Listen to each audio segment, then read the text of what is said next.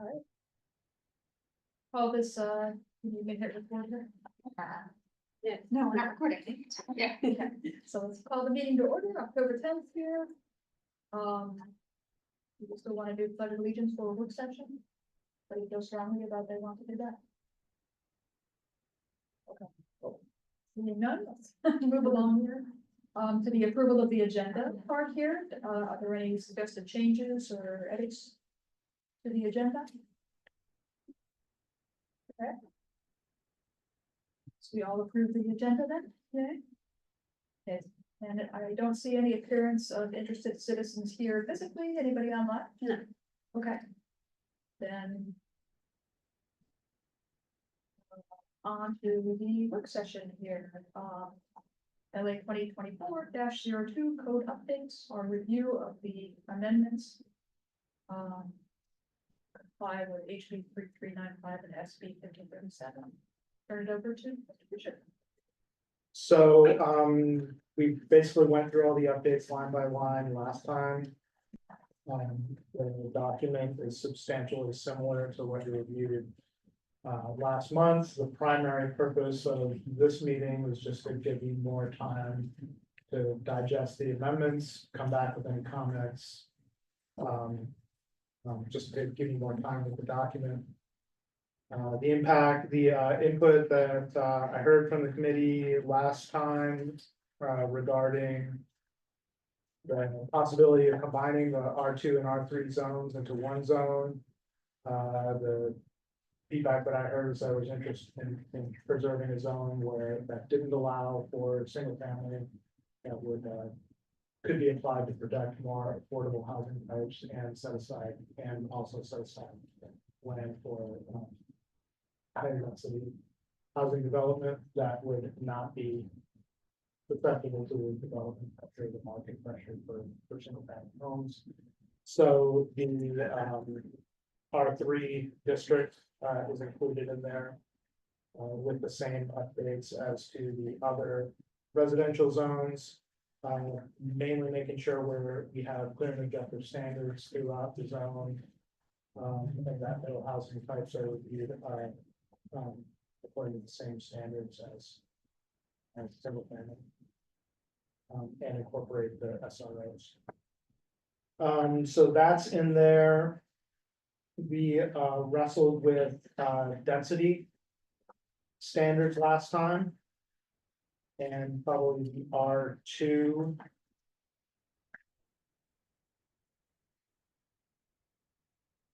zoning district would be the best example of that. I'm trying to find the page number. So the section on the R2 zone, we're going to page 8 of the packet.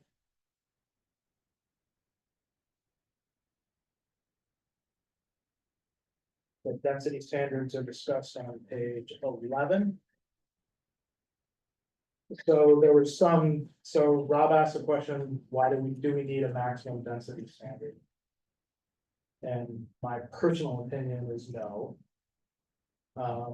Because as I said last time, and both my experience in advising projects on the private side, there are a lot of other constraints that limit, not constraints, but standards that limit density other than just the strict density standard.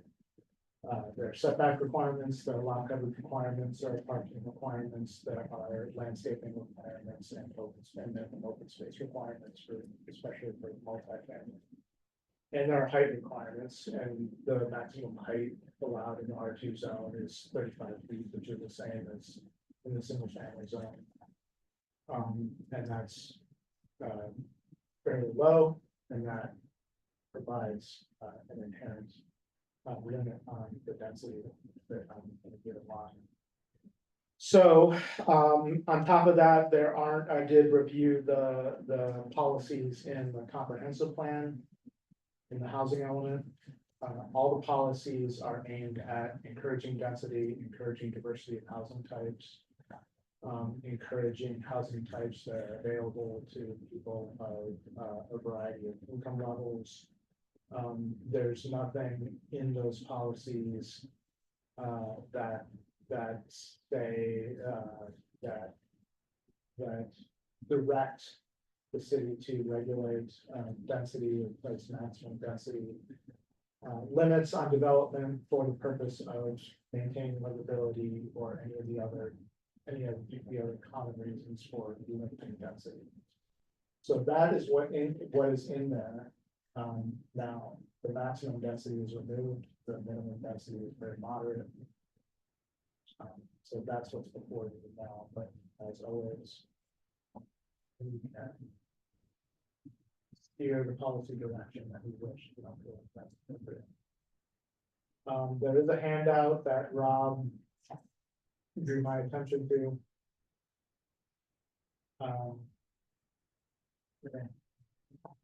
Commissioner Mackin was asking questions about how, you know, what do these densities look like?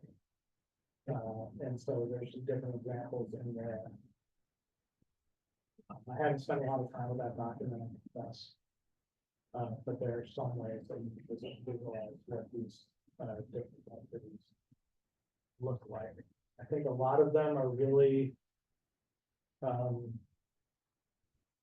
really more applicable or more relevant to you know, higher density cities. I think in Dayton, like I said, the practical considerations that I just told you throughout the other competing developments really do provide a lot of limitations on the number of units that you can put on a given lot. Or was the R3 that we talked about, not even the maximum, if I remember correctly, was the R2. I don't remember. There, so there's the density standards for multifamily in both those sites. So multifamily is allowed in both the R2 and the R3. The same density standard. I remember not talking about not allowing single family detached in the R3, but I don't remember talking about the maximum density. That's really the main difference between the R3 and the R2, is that the R3 is the only zone that doesn't allow detached single family. Other than that, all the uses that are allowed in the R3 are also allowed in the R2. So that's really why it seemed at least reasonable that we would consider combining the districts and getting rid of the R3, just to make one that allowed that provided all the same housing options in one district.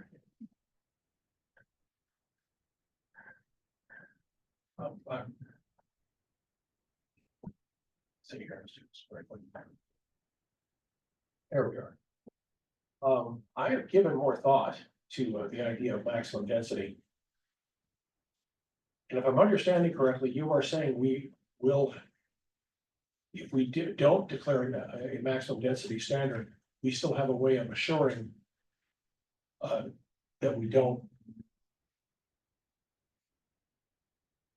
I'm not interested in substantially changing the density of Dayton such that it no longer has its rural small town feel to it. I kind of feel like we're charged with preserving that while balancing the need for greater housing types and also to comply with the Oregon state law.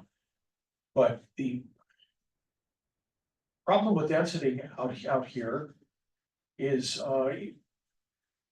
if we bring too many people out here, so how are they going to get around? Where are they going to work? If they're going to work remotely, that solves that problem. But how are they going to get where they're going? Where are they going to recreate? We don't have that many recreation spaces around here. So the idea of not allowing our population to balloon, I think is a concern we need to be aware of. And perhaps these other standards we're talking about will accomplish that without having to have a density standard. But if they won't, I think we need to consider the idea of a maximum density standard. There being some merit to that idea.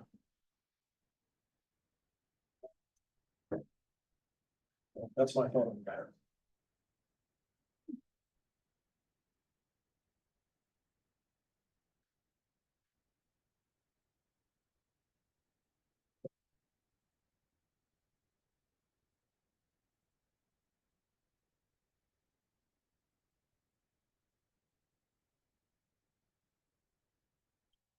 Well, the main purpose in reviewing the density standards is, I think, in the context of this code update, is to really provide, clarity to applicants. And, just address some of the practical problems that we've already seen in advising some applicants over the past year. It's not necessarily the charging policy direction, so if we can certainly maintain the maximum density standard where it is. The main problem that we've run into regarding density is the narrow window of allowable density between 5 units per acre minimum and 7 units per acre maximum. It's a very small target when the other constraints and variables come into play when you're laying out a site. It can be a problem for development.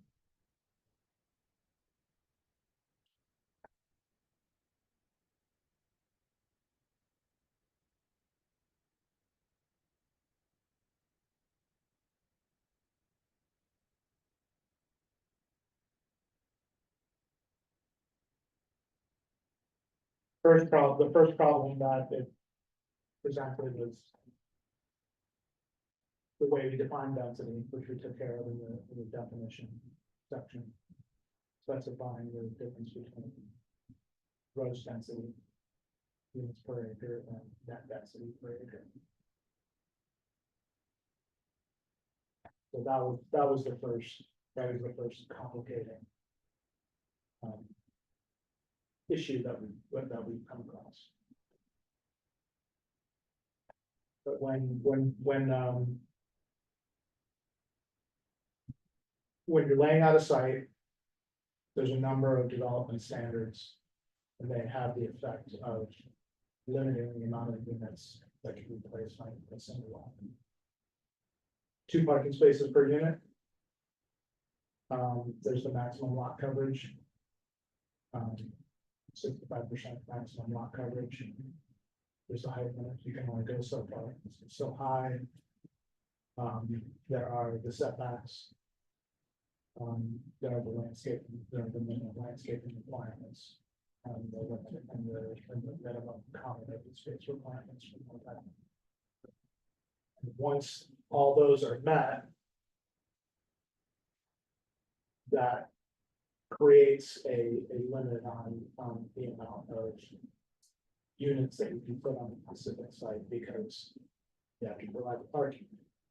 You have to fill with the minimum lot coverage requirements and those things. So, But it's just a response to the input that I heard from our last meeting.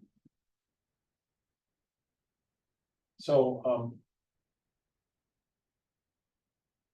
that this is changing our definition from gross density to net density. I believe one of the effects of that would be is to make it clearer as to what can and cannot be done.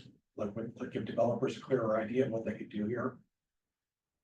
Possibly make them more interested in developing here. Is that be the effect of that change?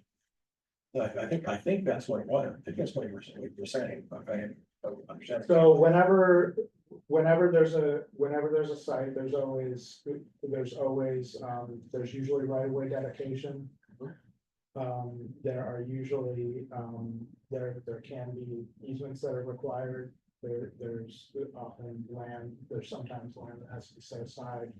There's with a subdivision, there can be parkland dedication, and it just states that the density units per acre, the way those acres are calculated, happens after those dedications are made.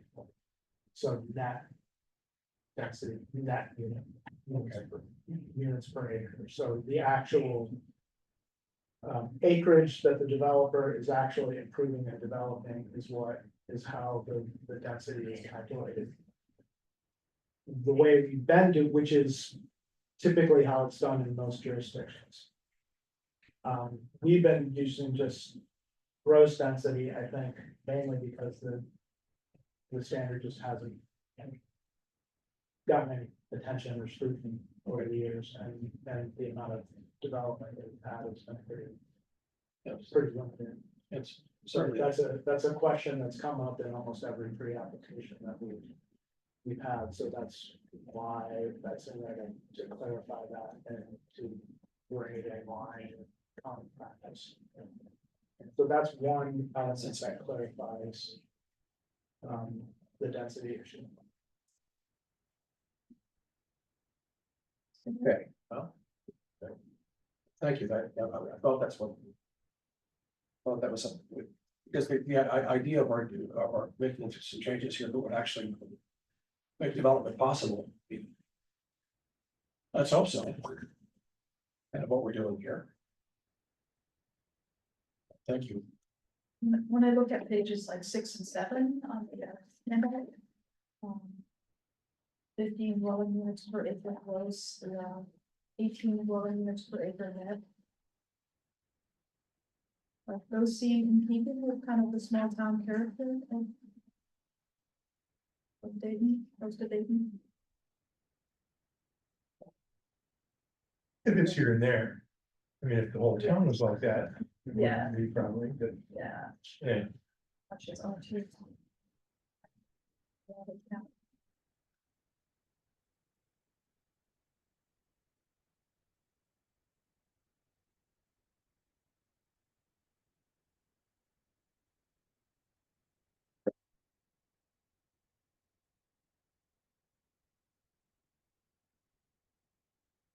it seems like a lot of what we're doing. So the existing range in the R2 is for land divisions.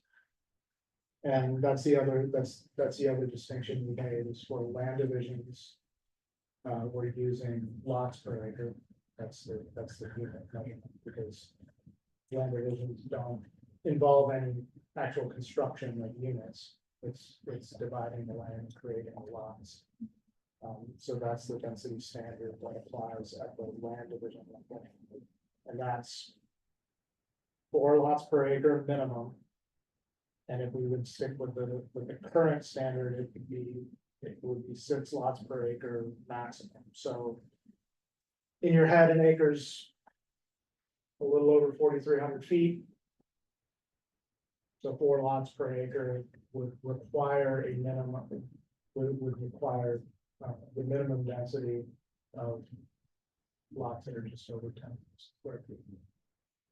So those would be in the larger stuff, and that would be the largest that would be allowed for land division.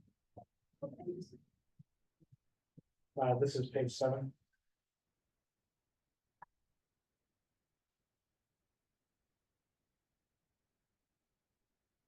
Or unit per net acre. It's all one unit, right?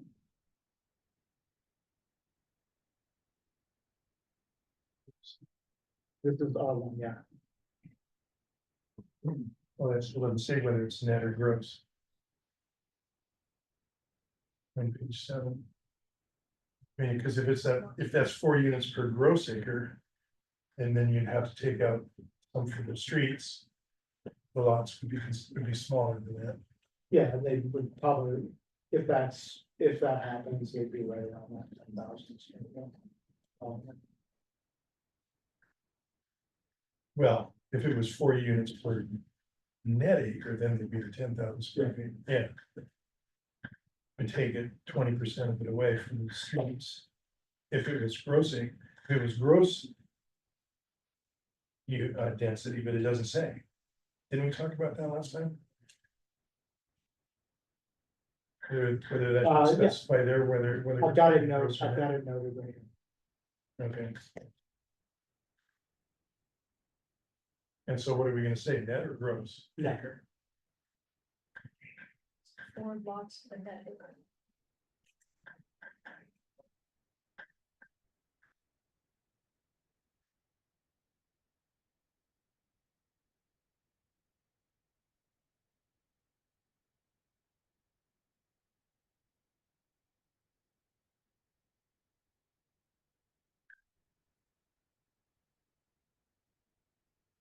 Well, this is probably not, I mean, this exercise we're in now is just conforming the code to the laws, is that right? That's the primary goal of the code update. this falls in the bucket of other issues that make sense to take care of while we have a code. Sure, but not major policy changes like Correct. ratcheting up the density. It Correct. probably was not, This was Noticed that this way. was a response to the feedback that I got. That I heard from the last meeting. well, I'm just saying even before that, it was the way this project was conceived was more or less a technical exercise conforming the code to. Didn't you give us a bunch of regulations last time? Yeah. Okay, And this is one of, again, this is one of the extra items that. Makes sense to take care of right, at the same time, because it's just hard to mobilize. Support behind it, they want to put in there. I think Yeah. that was the problem. It doesn't sound like we'd be tweaking the R1 zone very much by. Making like net acres and or lots rather than well, you know. right. But R2, I'm a little uneasy. Eliminating the max. There's- Yeah, I guess I misunderstood the tone of the discussion. from last time. It sounded like there was support. For. Eliminating the maximum density. And relying on the development standards for limited density and addressing the livability issue. I could see maybe eliminating it in R3. It's only like one tiny little R3 spot now, but maybe at some point in the distant future. But then we'll likely have the opportunity to review it again. When we have a. Housing analysis. Which one was the R3 then? So, Just that little, right now anyways, just that little segment. Of the mobile homes down, oh, that's the R3, okay. So I think that's the only one currently. seems to me that what we're mostly talking about is vacant lots and the occasional tear down and redevelopment in town. And on beyond fire. You know, what we're calling the swap area, the undeveloped UGB. And so the land use pattern is pretty well set in the main part of Dayton right now. It's not gonna be significantly altered. No matter what we do. I mean, it's already built. And there aren't gonna be that many tear downs, and there aren't that many vacant lots to where it's gonna change the character of the town. There are no candidates for any high density multifamily project. Well, I need even a medium density, like a middle housing. Project, if we were, say somebody wanted to put 8 units in the R2 zone on what would be now be considered a pretty small property. Even if there just aren't gonna be very many opportunities for that. Developers of the site down at the end of Fourth and Mill or something like that. Yeah, that's my neighborhood. Oh, yeah, oh, by the cemetery, Yeah, behind, across my back fence. Struggling at making it a viable economic proposition because they really didn't have the. With that? Yeah, they're limited, they're trying to get 8 units there. There was a subdivision approved for 6 units a while back. And they're struggling to get it to work.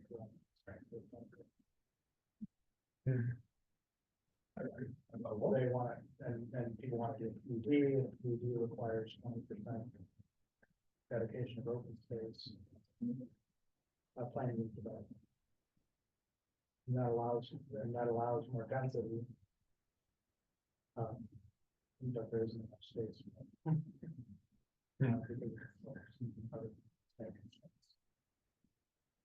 But even the layout for the Neck Road subdivision that we had a pre-app on. They had a hard time hitting that density target of between. In the R2, I believe it's 5 minimum.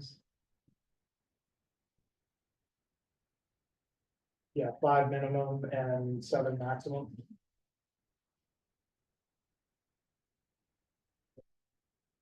What was the problem? Um, The design problem there or? was the. You know, it's very hard to explain. Okay, that's all right. It's all right. it's hard to explain when you're dealing with a lot of there are a lot of competing variables in there. So, but it was a design problem, not a making it pencil, not a financial problem. Correct. Okay, that's what I mean.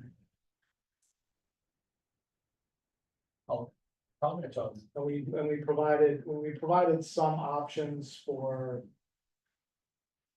You know, setting aside some lots for duplexes and other middle housing types to get the density within the target. Seem to be a narrow window for density. What if we raised the R2 up to like 11 or 14 or something? Or 15, for example. Page 6 as an example. Oh, of the. That's the, Illustrated. yeah, sorry, yeah, of the handout. For the handout.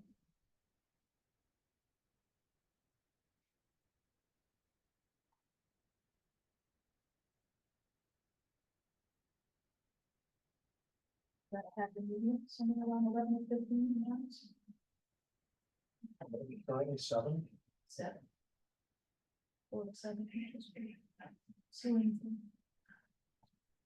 Although most of it now, R2. and I was gonna mention about this, some tear downs. I walk around the neighborhood with my dog, neighborhoods. Especially back over towards Church Street, I can never remember the name of that smaller park that's over there. And in that neck of the woods, well, no, it's. Oh, down near 13. Oh, Yeah, like what you should go, you go out Flower and then kind of go back into the neighborhood, down Church Street and everything. Probably have some more opportunities for tear downs over there, sooner rather than later. It's just pretty old, kind of ramshackle sort of houses over there. And the idea that somebody, again, it had to pencil out for whoever wanted to come in and develop these things. But the idea that some of those places are gonna be replaced sooner rather than later is gonna have to start by that possibility, by looking at the conditions of houses. And most of the time, somebody's gonna just put another house on there. Seems like that's what usually happens, Well, there was that. but now with these changes, somebody would have the opportunity to put in a duplex or even more.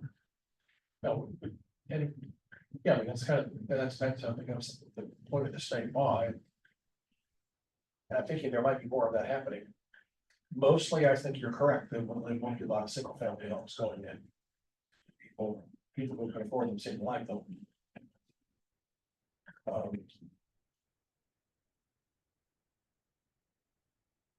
So, the picture on page 5 kind of reminds me of my daughter's home in Antelope, California. It's not quite as cramped as it looks, yeah. but,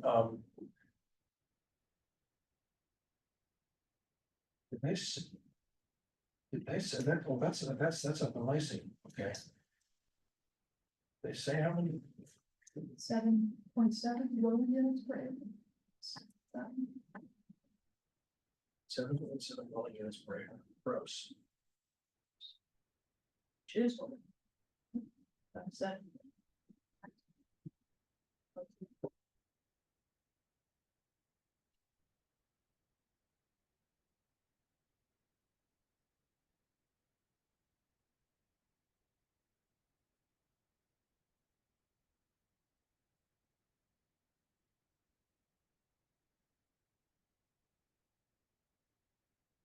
Looking on page 6 for 15 dwelling units per acre.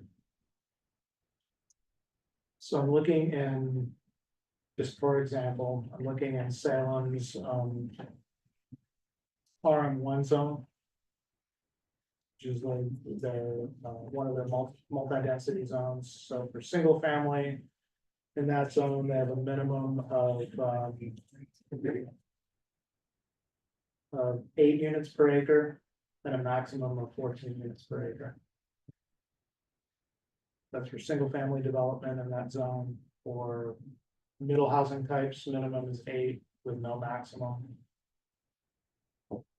Multifamily, the minimum is 8, maximum is 17. So, for example. Looking at Tigers too. The multifamily zones, basically the lower one is like a minimum of 11, max of 14. Then the upper one is 23 to 30. Not including third places as big for village. Sale, Tiger Hill, so much bigger cities than there. How much of a shock would it be to residents over? And these are 2 areas scattered in, very residential zones if they had 15 dwelling units. I mean, I think that'd be a little thick. what's the I height? don't know, I don't know if there are any 1 acre lots that are available. You would take a typical. Typical 60 by 100 foot. That's around 120 foot, 700 square feet is the most common size. So you. Divide that by 43,000. Whatever, multiply it by the minimum maximum, and then you get the number of units, so. That line, so. So you would not, you Yeah, you would not. you would not see 15 minutes on a line. Could see like 3 or 4. What's our height limit in R2? 35. So. That's not much room to go up. That's a standard, that's a pretty standard height limit for a single family.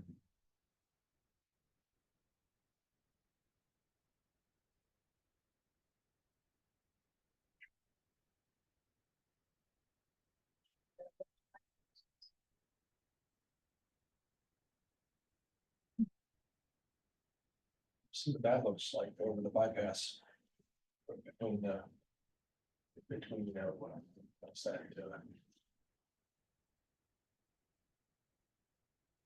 I don't know, what takes you around Dundee to, on 18, look over the bypass and see what a tiny house development looks like.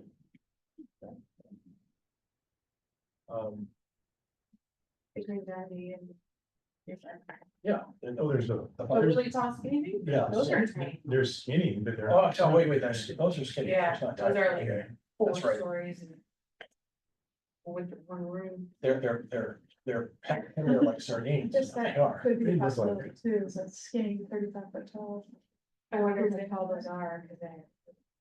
Oh, the ones over on, over the other side. Yeah, they're building on both, they're building. Yeah. I understand. Yeah, I've seen some super skinny, but not that tall. That's just Portland for sure. I'm kind of thinking in terms of trying to avoid that kind of density. in Dayton. I think that's something to be. Those are higher than 35 feet. The ones that they- Yeah, those Portland, the skinny, the tall skinny ones and off the bypass. Definitely.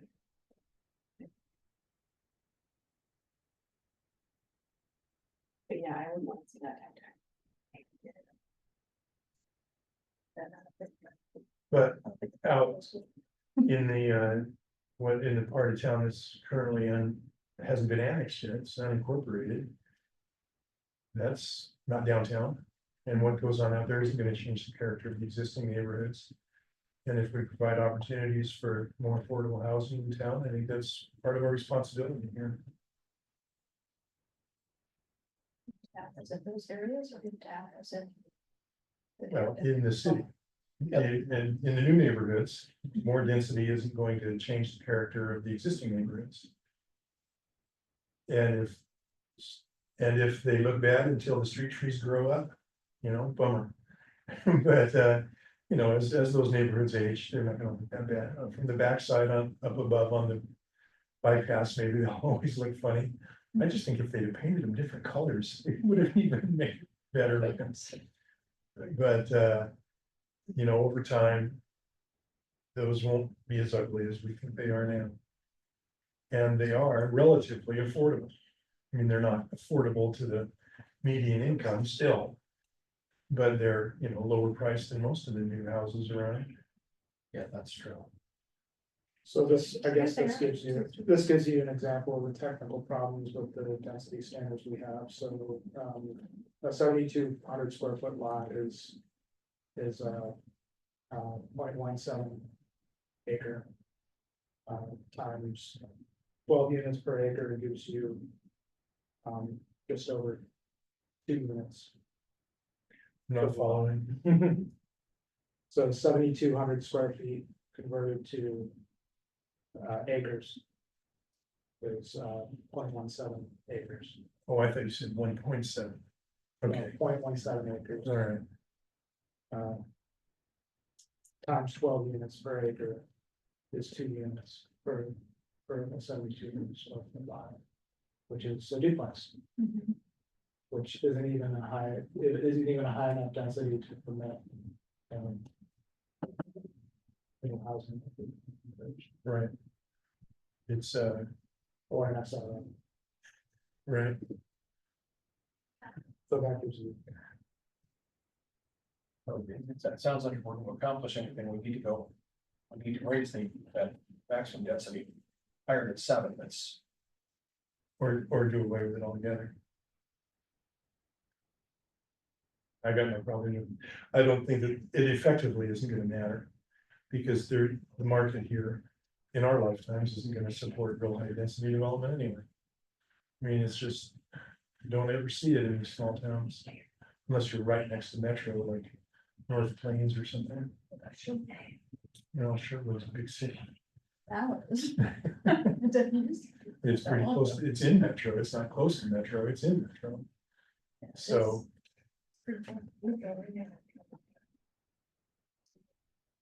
That's the long haul, I mean, right. But, I mean, these small towns around here, I think it would be fantastic if we got one development that was high density. I'll be surprised if we do. I mean, what's it called, Frieza Park? Is that the apartment house? Do you know how many units per acre that is? Any idea? I'm not a local, so. Yeah. I still. A lot of the local knowledge hasn't sunk in.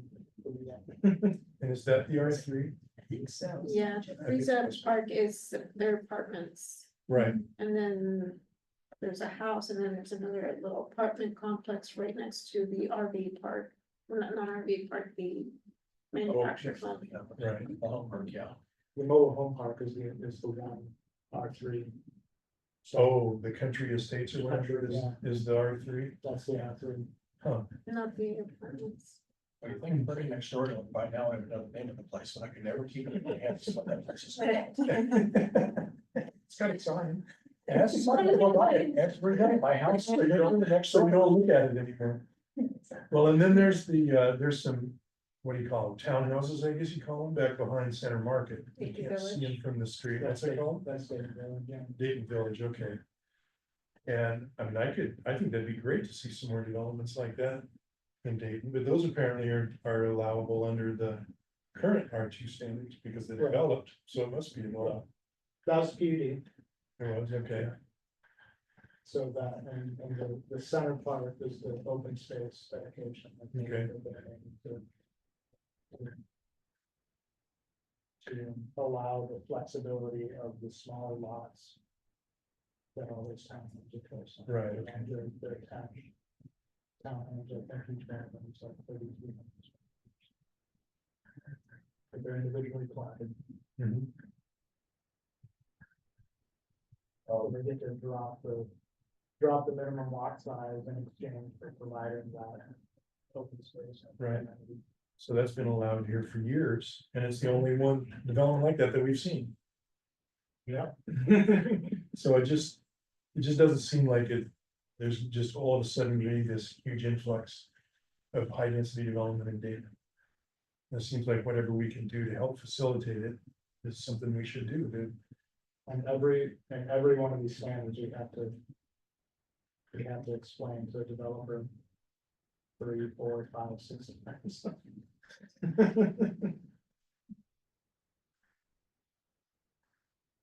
So, you had come up with an idea of. So instead of maxing out at 7, going to 11. Would that help, with that technical property you were speaking of?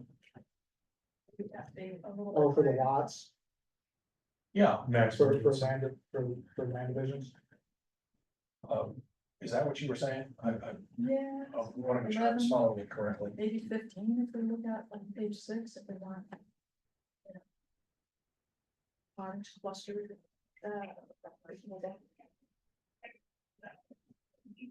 You have 2 lots, maybe.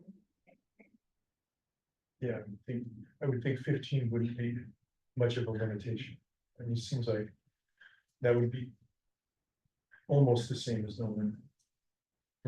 From any development that we're likely to see.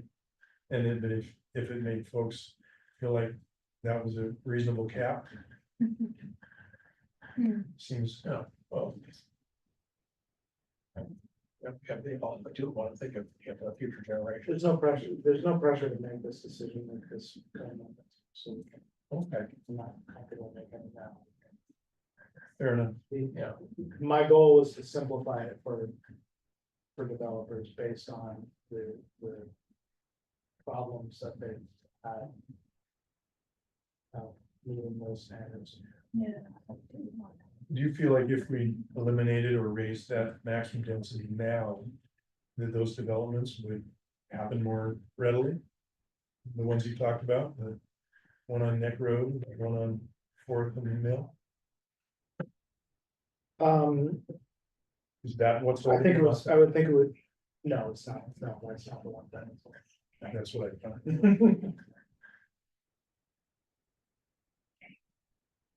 No, I think it's holding up the smaller developments, the smaller development. It's the flag lot. We raised it to 20, No, sorry. would that be significant difference? So I don't, for land divisions, you know, 7 units per net acres, right around 6,000 square feet for lot size, that's not. You know, that, and that's generally the way. The maximum lot density is regulated 3% of lot size. So that's another rationale for, you know, not relying on the density standard for land units. They're not flagging on the outside, so that regulates, effectively regulates the tax. But that 7 units is right around that 6,000. Lot minimum, so that's really not. If you're talking about lots, but right now this maximum density is in dwelling units. For land division, it's lots. Oh, the current one, yeah, but right now the draft is struck, so it's not converted to. Right. It's not converted to lots. Yet. So you're If you saying want to maintain. to replace the maximum density, you're suggesting change it to lots. For, right now, the proposal that's on the table for the land division is change it to lots. For the minimum. for the minimum and rely on the minimum lot size. As the tool for regulating density for the maximum. So, because when we lay out a subdivision. In the R2. The first, the first standard you need to meet is, or consider is the minimum lot size of 6,000 square feet. And for detached single family unit housing. Other than townhomes, which has a smaller lot size, that's your first consideration, but that's really. That's what primarily gets the maximum density.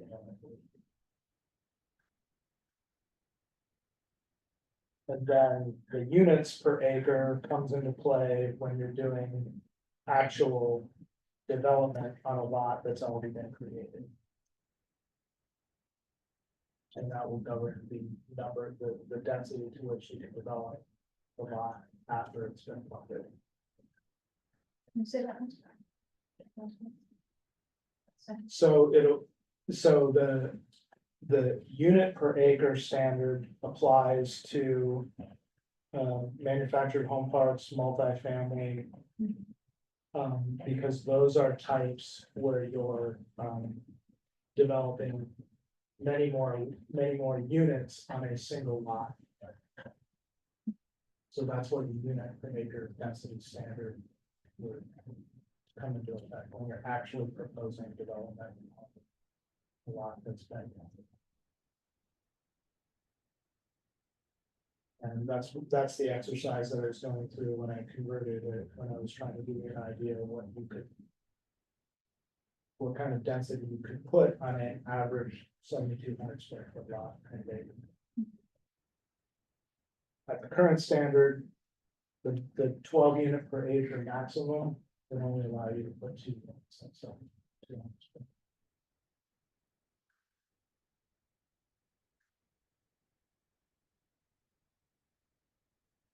Which wouldn't qualify as. There's nothing, it's just be a duplex and it would be permitted by right.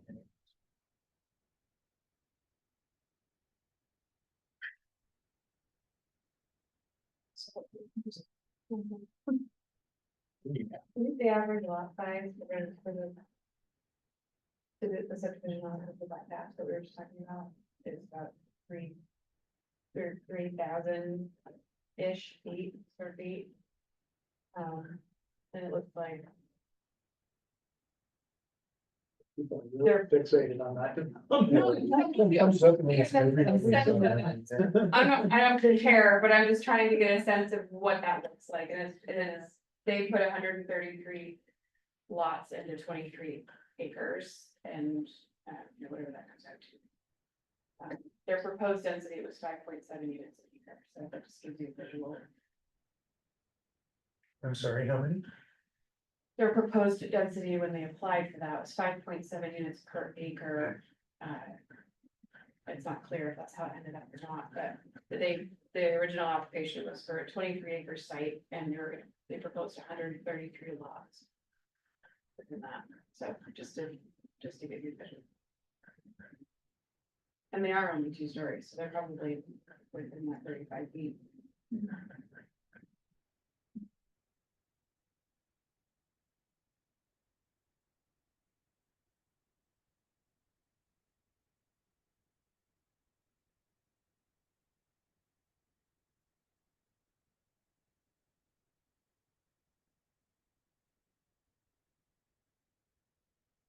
Which page do you actually have the maximum written for R2? 11. Page 11. So let's start with the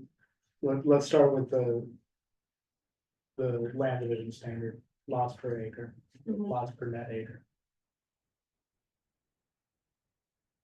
We're comfortable with 5 minimum? I don't think it's a. So maximum density of 7 units per acre roughly is roughly pencils out to about 6,000 square foot lots. Do we want to add the density standard in addition to the minimum lot size? Or keep that? Or I guess reword that in 7 lots per acre.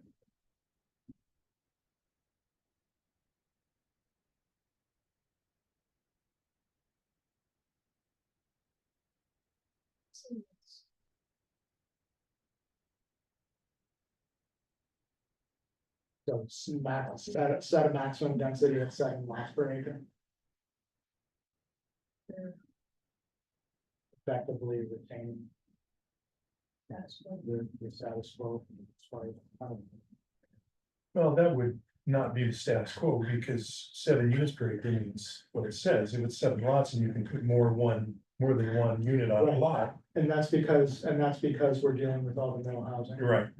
It would, Because it would be, you it's can, applying units per acre to a land division complicates things immensely.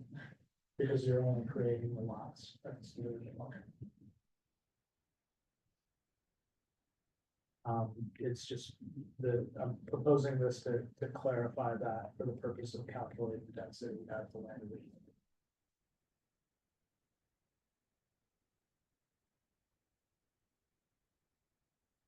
and we talked about raising that 7, didn't we?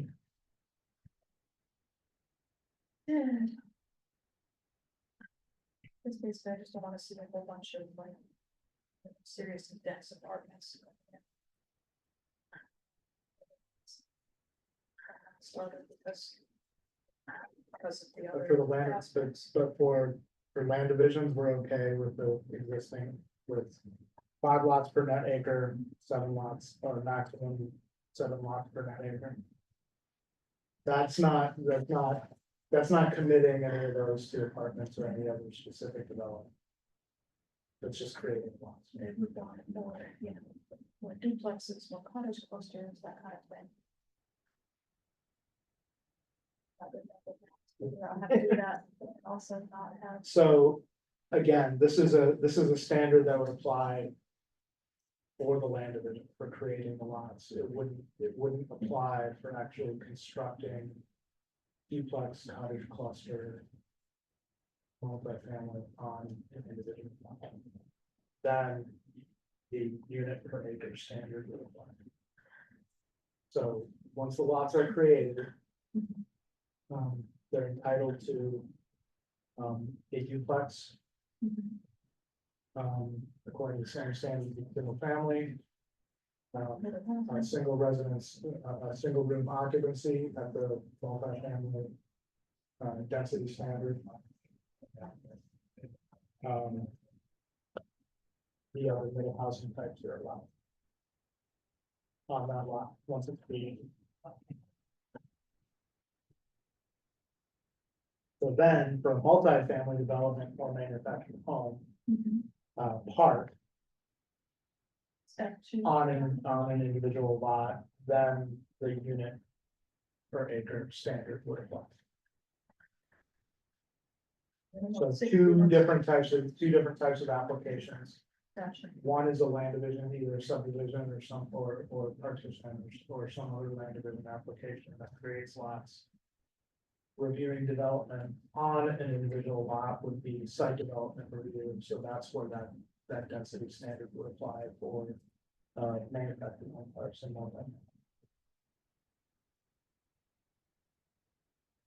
So if we're good with the land division standard, then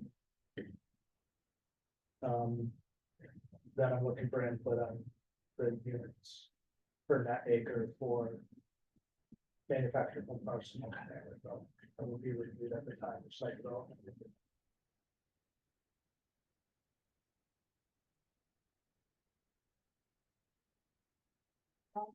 For F1, So the proposal that's on the table is a minimum of 7 units per net acre. And again, I misinterpreted the direction of the commission from last time. I thought there was support for not setting the maximum density, but if we can set a maximum density. If we want to preserve a maximum density, we can preserve a maximum density. So right now, it's 10 units per acre for manufactured home parks. It's 12 units per acre for multifamily.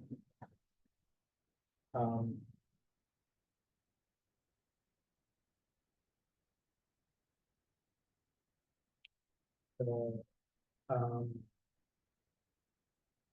I gave an example of what that would calculate as for a 7,200 square foot lot. The 12 units per acre, the standard in Salem and their RM1 zone is 17 units per acre.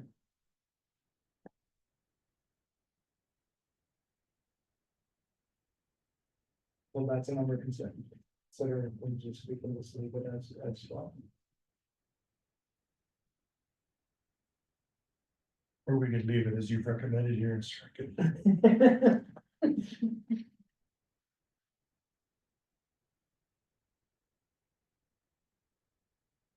So. Wow. I think, yeah. Yeah. For. The development we have here in Dayton now, with say Espresso Park, with the mobile home park. Are those uses using the maximum available density? Is that what? They're not? You don't know, okay. Again, with a mobile home park or manufactured home park, there are setbacks from the exterior property line, there are setbacks that are required to be met between the individual homes. There's driveway requirements, there are lot coverage requirements. There are all those other development standards that have the effect of controlling the number of units that are available on a particular site. And of course, mobile homes. If they don't I don't know which, push the height standard. yeah, I don't know what the land area is of the mobile home park, but it looks like on our zoning map, it shows for like 40 lots plus a few extra on the street, which aren't actually in mobile home park. 40 but spaces. It's, yeah, 40 spaces in that. Rectangle.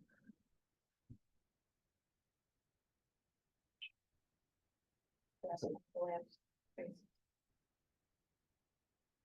So, I don't know exactly, I don't know exactly when that was permitted, but I assume it was permitted under the standard in the.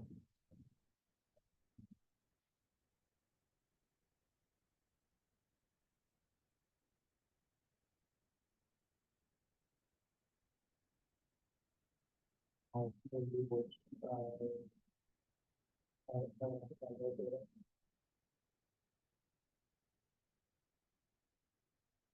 thought we decided that. The country estates or whatever, so the manufactured home park is the R3, but and the park is in R2. Yeah, it's the same density. That's same, standard well, that's as the true, it's the R3. same, yeah. It's the same density standard as the R3, minimum 6, maximum 10. And between just being conservative and more or less So I- keeping it as is. Thinking about what the population would want and the fact that we don't really have great supply of water. Versus the need for housing, affordable housing. Well, we've got the housing capacity analysis coming up,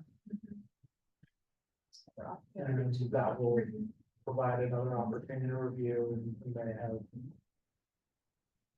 that effort may provide more hard data. Make a clear decision that's supported with other evidence. The intention of this wasn't that, it was to streamline the code, not to not necessarily go in a different policy direction. I'm thinking that might be the best approach.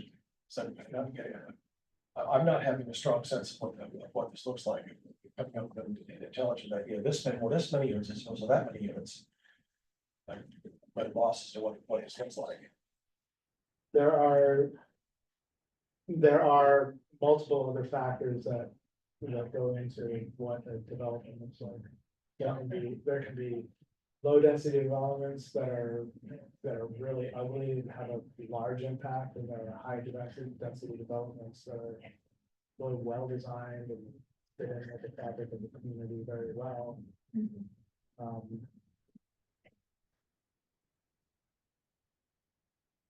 and there are other development standards. Um, We are, one of the recommendations from the housing plan update is to implement some basic design standards for middle housing, so.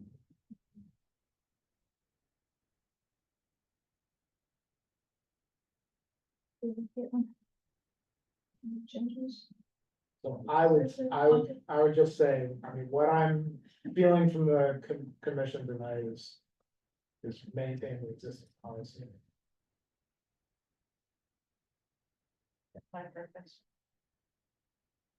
With the understanding that we've already clarified the gross acre versus net acre. Yeah, that needs to happen. Sure. We've specified, we've made a distinction between the density standards that apply to land divisions and the density standards that apply to on-site development. So we've clarified that, so we're not in the position of speculating on what units are going to be on what lots at the land division phase.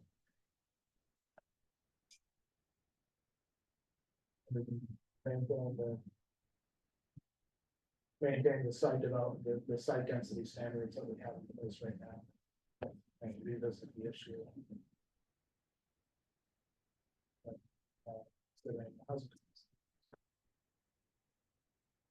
There's another reason for leaving it as is. Since the point of this exercise is to conform our housing codes with the state law. Getting that done. This other body has to deliberate this all over again, city council. And are not throwing a policy change into the middle of it, might make it simpler to get it dealt with, and, bring ourselves into compliance with Oregon state law. And when you're speaking of, I'm sorry, say it's the housing analysis thing you spoke of, what was that? The housing capacity analysis. Housing capacity analysis, thank you.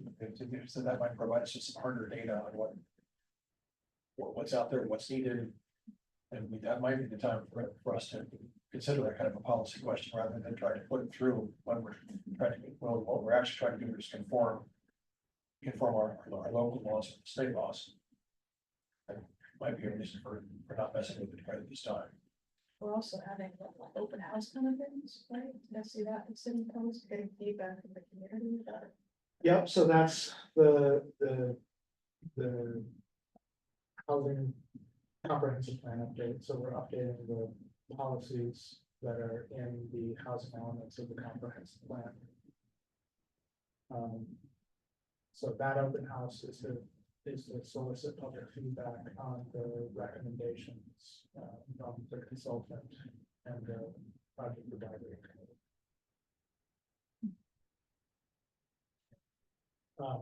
Those are very high level recommendations. One of the recommendations was to clarify the density requirements. But that's positive.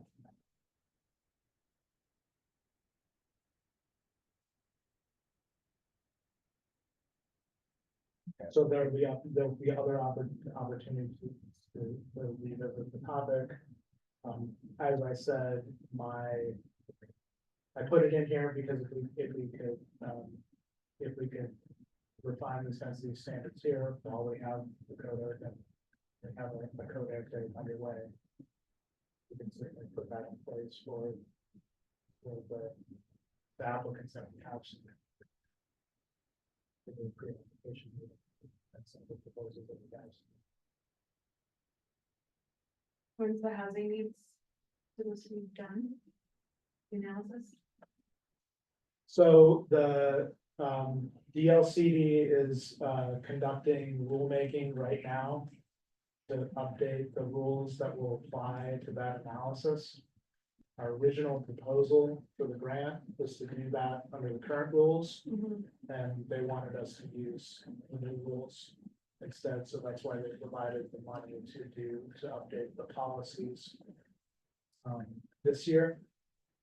And then wait until next year when the new rules are in place to do the housing capacity analysis, so.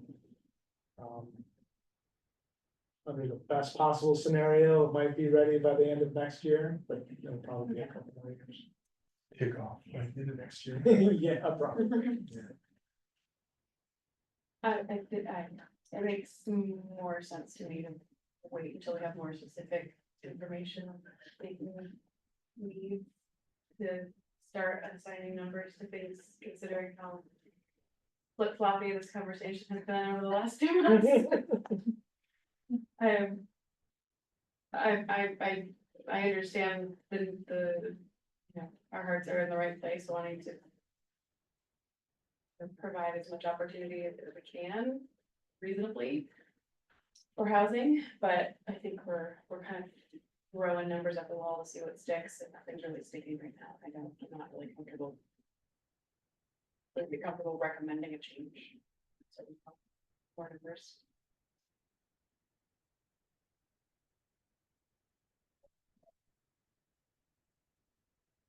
Okay, so temporarily scheduled the first hearing for, next month. Is that still, is everybody comfortable with that?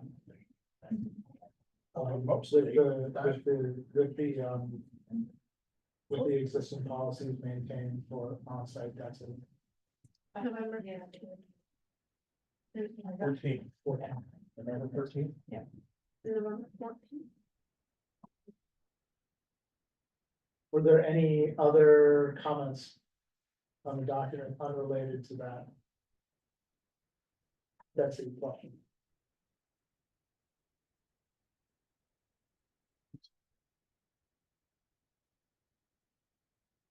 Okay, if there are any that come up prior to the hearing, send them to me as soon as possible.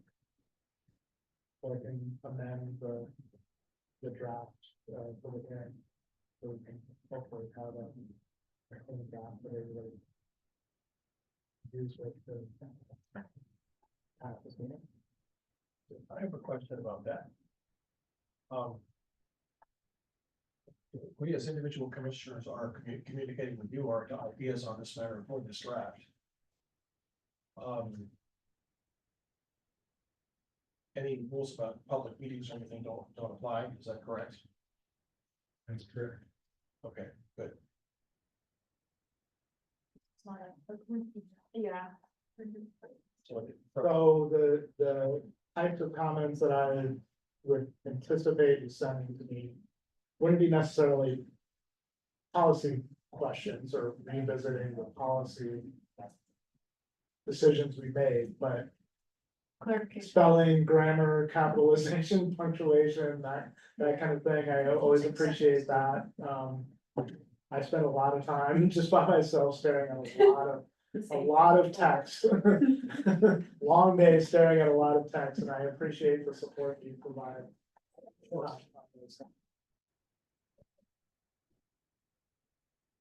You get up and take a break every hour and walk around. I do, yeah. I take a lot of walks. Question question, I have this to sign, did we already approve this? Yes, they were approved already, they just need signatures. Okay. As a totally unrelated now, DLC. Is there, DLC? Because the commission is different, like, it's like, anyway. Yeah, They're also doing rulemaking on, defining cultural landscapes within the goal 5 parameters. It's part of my profession world, so, I've been reading through that, and it's very heavily based in like archaeological, laws and ethics and those types of things, and so if you're interested in that, that's ongoing too. I think there's like another week for comment. Not that you would, but just something else that's happening with goal 5 and land use right now. Primary player in that is tribes, isn't it? Very clear, yeah. The rulemaking committee that they put together, has a lot of great people on it, a lot of people from the State Historic Preservation Office and who are professional archaeologists and things like that, so it's. I don't, that's, archaeology isn't my side of that world, but anyway, it's just. If you're interested, what that looks like, because it will have. It will be incorporated into our. Code 5 language.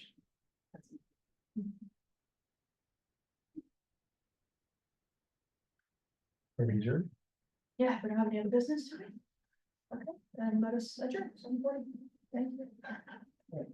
Thanks, everyone. Thank you. So this is. Yeah.